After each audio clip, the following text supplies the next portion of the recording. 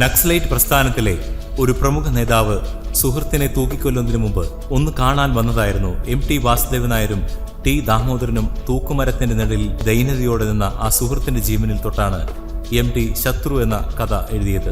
MTയുടെ എല്ലാ കഥകളെയും മലയാളികൾ മനസ്സിൽ കൊണ്ടു നടന്നു. കൂട്ടത്തിലൊരു മലയാളി ഈ കഥയെ കൂടുതൽ സ്നേഹിച്ചു. കോളേജിൽ പഠിക്കുമ്പോൾ അത് വായിച്ചതാണ് പിൽക്കാലത്ത് വലിയ സിനിമാ ഡയറക്ടറായപ്പോൾ ആ കഥയിൽ നിന്നും ആവേശം ഉൾക്കൊണ്ട് അയാൾ രൂപപ്പെടുത്തിയ പുതിയ കഥ അയാൾ തന്നെ സിനിമയാക്കി. സിനിമയുടെ പേര് ചിത്രം. മലയാളികൾക്ക് ഏറെ പ്രിയങ്കരനായ ആ സംവിധായകന്റെ പേര് പ്രിയദർശൻ. നായികയെ കണ്ടുപിടിക്കലായിരുന്നു പ്രിയദർശന് ഏറെ ബുദ്ധിമുട്ടായത്. സുഹാസിനിയും രേവതിയും ഒഴിഞ്ഞുമാറി. പടത്തിൽ തങ്ങൾക്ക് അഭിനയിക്കാൻ ഒന്നുമില്ലെന്ന് പറഞ്ഞാണ് അവർ പിന്മാറിയത്. ഒടുവിൽ ഒരു ദിവസം മദ്രാസിൽ ഭാരതിരാജയുടെ ഓഫീസിൽ വെച്ച് രഞ്ജിനിയുടെ ചിത്രങ്ങൾ പ്രിയൻ കണ്ടു. അപ്പോൾ തന്നെ രഞ്ജിനിയെ തിരഞ്ഞെടുത്തു. കഥയൊന്നും കേൾക്കാതെ രഞ്ജിനി സിനിമയ്ക്ക് സമ്മതിക്കുകയും ചെയ്തു.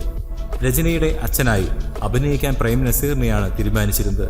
എന്നാൽ തിരക്കുകൾ കാരണം നസീർ പിന്മാറി. പിന്നീട് ആ വേഷത്തിലേക്ക് ഒരു ഹിന്ദി നടനെ കാസ്റ്റ് ചെയ്തു. ഷൂട്ടിംഗ് തുടങ്ങി ആദ്യ ദിവസമാകെ അപശകുനങ്ങൾ. രണ്ടാം ദിവസം സിനിമയുടെ ക്ലൈമാക്സ് രംഗം ഷൂട്ട് ചെയ്യുവാൻ തുടങ്ങി. 18 or 19 ടേക്കുകൾ എടുത്തു. ഒന്നും തൃപ്തിയാവാതെ പ്രിയൻ അന്നത്തെ ഷൂട്ടിംഗ് നിർത്തി. അന്ന് രാത്രി നടി ആശുപത്രിയിലായി. ഒരു മൈനർ ഓപ്പറേഷൻ തന്നെ വേണ്ടിവന്നു. പൂജയ്ക്ക് ശേഷം ആദ്യമെടുത്തത് നടിയുടെ ഷോട്ടുകളായിരുന്നു. അതുകൊണ്ട് രഞ്ജിനി തിരിച്ചു വന്നിട്ട് പടം തുടരാമെന്ന് പ്രൊഡ്യൂസറായ PKR പിള്ള പറഞ്ഞു. 1.5 വർഷത്തിന് ശേഷം വീണ്ടും ഷൂട്ടിംഗ് തുടങ്ങി. വെറും 28 ദിവസം കൊണ്ട് ഷൂട്ടിംഗ് പൂർത്തിയാക്കി. 1988 ഒക്ടോബർ 1 ചിത്രം തിയേറ്ററുകളിലെത്തി. എറണാകുളം ലിറ്റിൽ ഷേണായിസിൽ തിയേറ്റർ ദിവസം 4 ഷോ വീതം 310 ദിവസം പ്രദർശിപ്പിച്ചു. തിരുവനന്തപുരം അജന്തയിൽ അത്രയും ദിവസം കൊണ്ട് തന്നെ റിസർവേഷൻ ചാർജിനാൽ മാത്രം 1,70,70,000 രൂപ കിട്ടി. അജന്ത തിയേറ്ററിൽ 365 ദിവസമാണ് ചിത്രം ഓടിയത്. അങ്ങനെ അന്ന് മലയാള വ്യവസായ സിനിമയുടെ ചരിത്രത്തിൽ ചിത്രം ഒരു മഹാസംഭവമായി മാറി.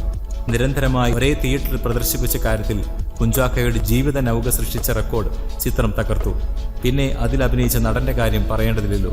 ആ പേരിപ്പോൾ കേരളവും ഇന്ത്യയും കടന്ന് മലയാളികൾക്ക് അഭിമാനമായി ലോകത്താകെ മുഴങ്ങിക്കൊണ്ടിരിക്കുകയല്ലേ നമ്മുടെ സ്വന്തം ലാലേട്ടൻ.